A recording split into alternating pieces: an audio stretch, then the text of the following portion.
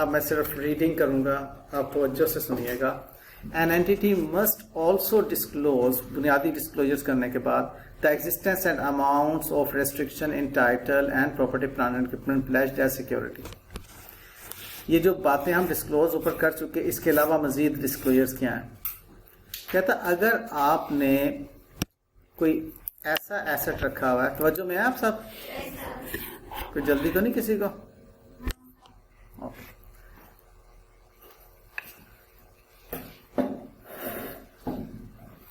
पता नहीं सर दिमाग में कैसे घुस जाते हैं।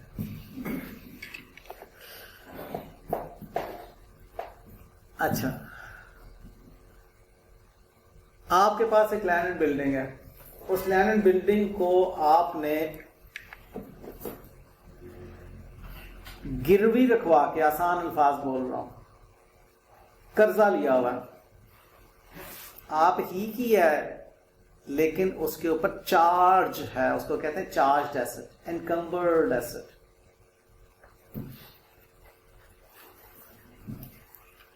आपकी बैलेंस शीट में नजर आ रहा है, आप उसको इस्तेमाल कर रहे हैं।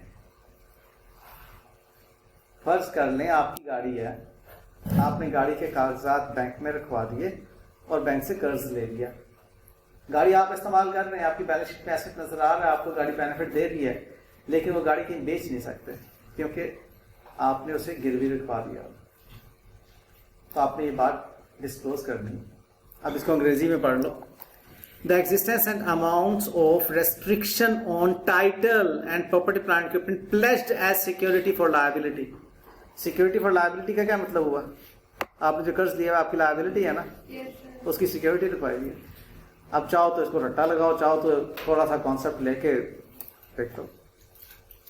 बाज का रट्टा लगाने में सिक्योरिटी फॉर लायबिलिटी दिमाग में नहीं घुस रहा। Security for liability, security for liability, security for liability, क्या था यार लफ्ज का? सिक्योरिटी फॉर लायबिलिटी, क्या पता security for liability. Come on यार। और उसको एग्जाम में लिखते वक्त लिखते लायबिलिटी फॉर सिक्योरिटी। अल्लाह ताला माफ करे आपको। सिर्फ कॉन्सेप्ट आपने क्या लिया, वो एसेट जिसका टाइटल रेस्ट्रिक्टेड है, यानी कि आपके अब नाम नहीं रही, आपने बैंक के नाम लगा के उससे कर्जा लिया हुआ है, वापस हो जाएगा आपको टाइटल। जब कर्जा वापस करेंगे तो लायबिलिटी पैदा होगी। Concept clear? वही mortgage, pledge, encumbered. Amount of expenditure recognized in the carrying amount of an item, property, plant and equipment in the course of its construction. कह रहा है कि वो जब एसेट आपका इन प्रोग्रेस था तो कौन कौन से अमाउंट उसके आपने कैपिटलाइज किए ड्यूरिंग द ईयर। आपने बिल्डिंग बनाई, बिल्डिंग को बनाने के साल के शुरू में वो 1 करोड़ रुपए की बिल्डिंग का बैलेंस था, ओपनिंग जो खर्च किया जा चुका हुआ था। साल के एंड पे वो 3 करोड़ हो गया, तो इसका मतलब साल के दौरान में 2 करोड़ आपने खर्च किया। तो उस 2 करोड़ में क्या कुछ खर्च किया वो कह रहा है, बताओ। अंग्रेजी दोबारा पढ़ लो। Amount of expenditure recognized in the carrying amount. Recognize का मतलब क्या है? मैंने आपको बचपन में रिकॉग्नाइज का मतलब बताया था, डेबिट या क्रेडिट करना। आपने उस अकाउंट में जो भी अमाउंट डेबिट की हुई है उसकी दौरान, कंस्ट्रक्शन करने के दौरान जो उसकी कैरिंग अमाउंट का हिस्सा बन गई है, वो डिस्क्लोज करो। जी बेटा। नहीं, इसमें जो सरी है वो भी तो है, सीमेंट भी है, बजरी भी है, लेबर भी है। सारी बिल्डिंग बनाने के लिए ना बोरिंग कॉस्ट तो एक IS 23 की आइटम है जो कि वो भी आएगी। ठीक है ना?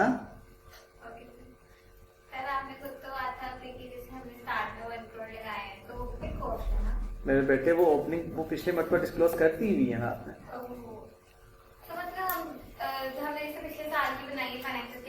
उसमें वो 1 करोड़ पे नजर आ रहा था, डिस्क्लोज हुआ था। अब 3 करोड़ की बन गई है तो 2 करोड़ बड़ी हो गई है ना वो।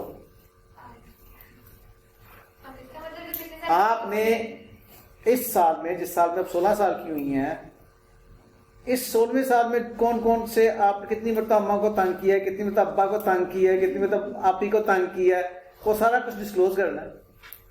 इस साल में जो पीछे 15 सालों में किया था, खैर स्वीट 16 में कितनी मरतबा किया, कितनी बार तो अम्मा से फेंटी पड़ी, कितने अब्बा से फेंटी पड़ी, कितने आप ही ने फाइन किया। ठीक है। The amount of contractual commitments of the acquisition of, ये बड़ा प्यारा डिस्क्लोजर है।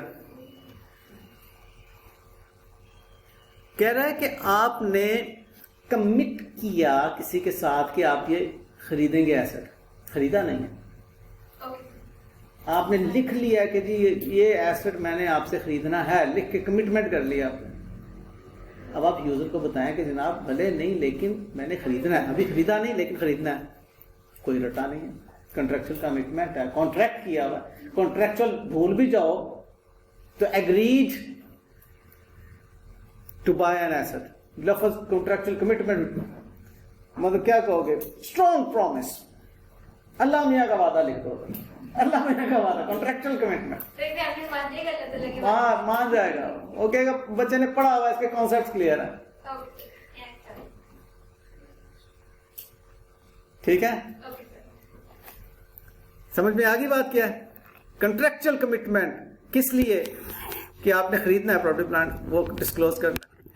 फिर it is not disclosed if it is not disclosed separately in the statement of comprehensive income, अगर आपने अलग से उसे प्रॉफिट लॉस में नहीं कहीं शो किया हुआ, the amount of compensation from third parties for items of property plant and equipment that were impaired, lost or given up, that is included in profit loss। क्या कहना चाह रहा है सर, बड़ी मुश्किल सी अंग्रेजी है। वो कहना ही चाह रहा है कि आपका जो एसेट इंश्योर था किसके अगेंस्ट, एसेट चोरी हो जाएगा या इम्पेयर हो जाएगा या आप गिव अप करेंगे, डिस्कार्ड करेंगे, थर्ड पार्टी ने गारंटी किया हुआ था, आपको थर्ड पार्टी की तरफ से कंपनसेशन मिली है उसकी। अगर वो कहीं प्रॉफिट लॉस में नहीं और लिखा हुआ तो उसको डिस्क्लोज कर। पहले उसका हाथ खड़ा हुआ था, देख कैसे इसके तो देख के गुस्सा होने लगा। सर मुझे ऐसे बात बोल के हमें कैसे पता लगेगा कि हमने स्टेटमेंट ऑफ प्रॉफिट लॉस में उसको किया या नहीं किया, और एग्जामिनर ने आपने तो ओहो नलाकनी आप पूछो। नहीं नहीं सही बात। सर मैंने ये पूछा। देखो बेटे, उसने बहरहाल आपको ये चीज डिस्क्लोजर के तौर पे अगर कहता है कि बताओ कौन कौन से डिस्क्लोजर्स हैं स्केड्यूल बनाने के अलावा, तो आपने ये 4 डिस्क्लोजर बताने हैं। या अगर वो ये कहेगा कि अगर प्रॉफिट लॉस में ये चीज नहीं आपने डिस्क्लोज की हुई तो बताओ 16 का क्या डिस्क्लोजर है। अब आपको पता होना चाहिए 16 का क्या डिस्क्लोजर है, इसलिए कि आप डिस्क्लोज करो। एग्जामिनर लिख के रहेगा ना कि इसने स्टेटमेंट ऑफ प्रॉफिट लॉस में ये डिस्क्लोज नहीं किया हुआ है। मैं ये पूछना चाहती हूँ। डिस्क्लोजर फॉर रीवैल्यूड एसेट, अब आपने क्या करना है, उसकी डेट ऑफ रीवैल्यूएशन आपने इंडिपेंडेंट वैल्यूअर था इन्वॉल्व या नहीं, for each revalued class of problem the carrying amount. अब ऊपर आपने ये स्केड्यूल में आपने शो कर दिया हुआ, ये किया हुआ कि नहीं स्केड्यूल में show, carrying amount that would have, नहीं सॉरी ये और बात कर रहा है, सॉरी ये बहुत ही इंपॉर्टेंट डिस्क्लोजर है, मैं दूसरी तरफ चला गया था। ये कह रहा है कि जो आपने property plant and equipment revalue किए हैं उनकी carrying amount that would have been recognised had the asset been carried under the cost model.